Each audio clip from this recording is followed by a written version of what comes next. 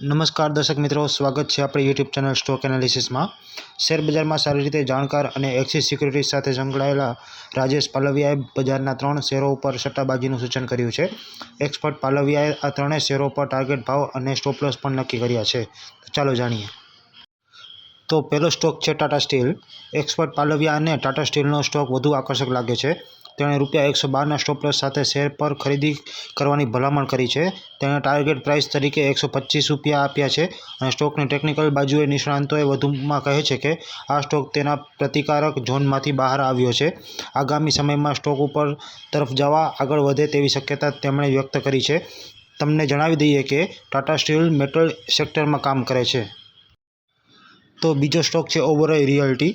Expert પાલવિયાને real estate sector વધુ આકર્ષક લાગી રહ્યું છે, જેના કારણે તેને અહીંના એક સ્ટોક ગમ્યો છે।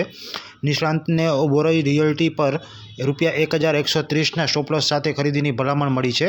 નિષ્ણાંતે લક્ષ્ય કિંમત તરીકે ₹1100 નક્કી કર્યા છે। નિષ્ણાંતો આ આગાહી કરી રહ્યા છે કે આ સ્ટોક આગામી સપ્તાહમાં સારું પ્રદર્શન બતાવી શકે છે। આજનો ત્રીજો સ્ટોક છે બાલકૃષ્ણ ઇન્ડસ્ટ્રીઝ। એક્સપર્ટ પાલવિયાએ ત્રીજા સ્ટોક તરીકે ઓટો એન્સિલરી સેક્ટરની કંપની બાલકૃષ્ણ ઇન્ડસ્ટ્રીઝને પસંદ કરી છે। તેમણે બાલકૃષ્ણ ઇન્ડસ્ટ્રીઝના શેરને ₹2190ના સ્ટોપ લોસ સાથે ખરીદવાનું સૂચન કર્યું છે। તેમણે આ સ્ટોક માટે ₹2530નો લક્ષ્યાંક રાખ્યો છે। બાલકૃષ્ણ ઇન્ડસ્ટ્રીઝના સ્ટોકને ટેકનિકલ બાબતો પર ટિપ્પણી કરતા નિષ્ણાંતોએ વધુમાં જણાવ્યું હતું કે સ્ટોક તેની દૈનિક સમયમર્યાદામાં બ્રેકઆઉટ આપવાના આરે છે।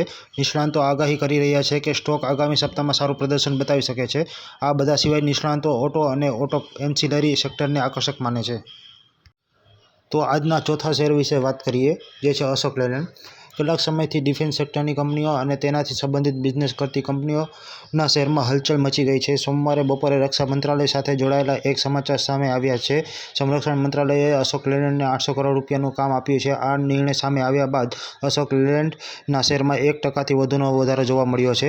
બપોરે 2:35 વાગ્યાની આસપાસ અશોક લેલેન્ડનો શેર 1.31%ના વધારા સાથે ₹173.95 પર ટ્રેડ થઈ રહ્યો હતો। શેરબજારોને આપવામાં આવેલ માહિતીમાં અશોક લેલેન્ડે જણાવ્યું છે કે તેને ₹800 કરોડનો ડિફેન્સ ઓર્ડર મળ્યો છે। કંપનીએ કહ્યું છે કે તેમને ફિલ્ડ આર્ટિલરી ટ્રેક્ટર અને GTV 6x6 સપ્લાય કરવાનો ઓર્ડર મળ્યો છે। કંપનીના CEO અને MD શેનુ અગ્રવાલનું કહેવું છે કે ભારતીય આર્મી તરફથી ઓર્ડર મળવાપાત્ર તેઓને ખૂબ જ ગર્વ થાય છે। અશોક લેલેન્ડ પર વિશ્વાસ કરવા બદલ અમે સરકારના આભારી છીએ। તમને જણાવી દઈએ કે અશોક લેલેન્ડ આ ઓર્ડર 12 મહિનામાં પૂરો કરવાનો રહેશે। છેલ્લા એક વર્ષમાં અશોક લેલેન્ડ શેર ભાવમાં 19%થી વધુનો તેજી જોવા મળી છે। તે જ સમયે જે રોકાણકારોએ એક વર્ષ પહેલાં આ સ્ટોકમાં ખરીદી કરી હતી અને જેણે રાખ્યો હતો તેઓને અત્યાર સુધીમાં 18%થી વધુનો ફાયદો થયો છે। અશોક લેલેન્ડમાં પોઝિશનલ રોકાણકારો માટે પણ છેલ્લો એક મહિનો સારો રહ્યો છે।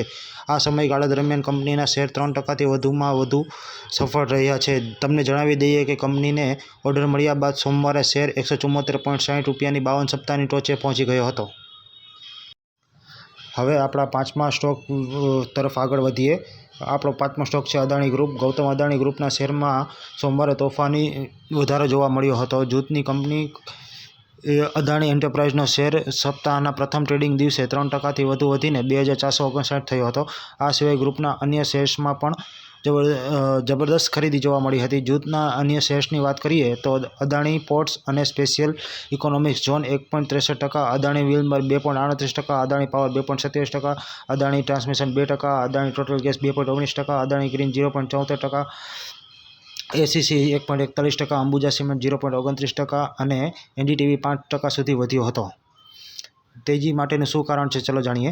ગયા શુક્રવારે મહારાષ્ટ્ર સરકારે ઔપચારિક રીતે અદાણી જૂથની કંપની અદાણી પ્રોપર્ટીઝને 259 હેક્ટર ધારાવી રીડેવલપમેન્ટ પ્રોજેક્ટ સોંપ્યો હતો। ગયા વર્ષે નવેમ્બરમાં અદાણી પ્રોપર્ટીઝ સ્પર્ધાત્મક બિડિંગ દ્વારા જીતી હતી। રિયલ્ટી કંપનીઓ DLF અને નમન ડેવલપર્સે અદાણી પ્રોપર્ટીઝ સામે સ્પર્ધા કરી હતી। અદાણી ગ્રુપે આ માટે ₹5069 કરોડની બોલી લગાવી હતી। તે જ સમયે DLFએ ₹2025 કરોડની બોલી લગાવી હતી। જોકે નમન ગ્રુપ ટેકનિકલ બિડિંગમાં ક્વોલિફાય થઈ શક્યું ન હતું। સમજાવો કે આ પ્રોજેક્ટ હેઠળ 2.5 ચોરસ કિલોમીટર વિસ્તારમાં ફેલાયેલા 6.5 લાખ ઝૂંપડપટ્ટી રહેવાસીઓનું પુનર્વસન કરવાની યોજના છે। આ પ્રોજેક્ટની કુલ મર્યાદા 7 વર્ષ છે। મધ્ય મુંબઈમાં બાંદ્રા કોમ્પ્લેક્સ પાસેના આ પ્રોજેક્ટમાં ₹20,000 કરોડના રીડેવલપમેન્ટની શક્યતા છે। મળતી માહિતી અનુસાર ધારાવીનું રીડેવલપમેન્ટ અલગ અલગ તબક્કામાં કરવામાં આવશે। નેક્સ્ટ સ્ટોક વિશે આપણે આગળ વધીએ.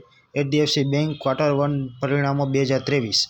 હાલમાં શેરબજારમાં કંપનીઓના ત્રિમાસિક પરિણામોની ચર્ચા થઈ રહી છે. આજે એટલે કે સોમવારે એચડીએફસી બેંક જૂન ક્વાર્ટરના પરિણામો જાહેર કર્યા છે. કંપની દ્વારા આપવામાં આવેલ માહિતી અનુસાર એપ્રિલથી જૂન 2023 દરમિયાન કુલ ચોખ્ખો નફો 11,952 કરોડ રૂપિયા રહ્યો છે. વાર્ષિક ધોરણે તે 30% વધુ છે.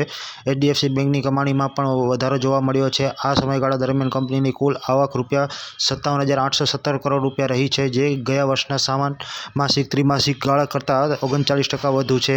તમને જણાવી દઈએ કે એચડીએફસી બેંકે મર્જર પછી પ્રથમ વખત તેના ત્રિમાસિક પરિણામો જાહેર કર્યા છે. એપ્રિલથી જૂન દરમિયાન બેંકની વ્યાજની ચોખ્ખી આવક રૂપિયા 21%ના ઉછાળા પછી 23,599 કરોડ રૂપિયા હતી. ચાલુ નાણાકીય વર્ષના પ્રથમ ત્રિમાસિક ગાળા દરમિયાન એચડીએફસી બેંકના ઓપરેટિંગ નફામાં પણ 22%નો વધારો જોવા મળ્યો હતો. બપોરે 1 વાગ્યાના આસપાસ એચડીએફસી બેંકના શેરનો ભાવ 0.65% વધ્યા બાદ રૂપિયા 1655.95ના સ્તરે ટ્રેડ થઈ રહ્યો હતો. જૂનના અંતે બેંકની એનપીએ તમામ લોનના 1.17% હતી. જાન્યુઆરીથી માર્ચ 2023 દરમિયાન તે 1.12% રહ્યા હતા. તે જ સમયે એક વર્ષ અગાઉના સમાન ત્રિમાસિક ગાળામાં એનપીએ ટકાવારી 1.28% હતી. તે જ સમયે જૂન ક્વાર્ટરમાં ખર્ચથી આવકનો ગુણોત્તર 42.5% હતો. આ બધા સિવાય બેંક ડિપોઝિટમાં પણ સારી વૃદ્ધિ જોવા મળી હતી. જૂનના અંતે એચડીએફસી બેંકનો કુલ થાપણો 19.13 લાખ કરોડ રૂપિયા થયા હતા. જેમ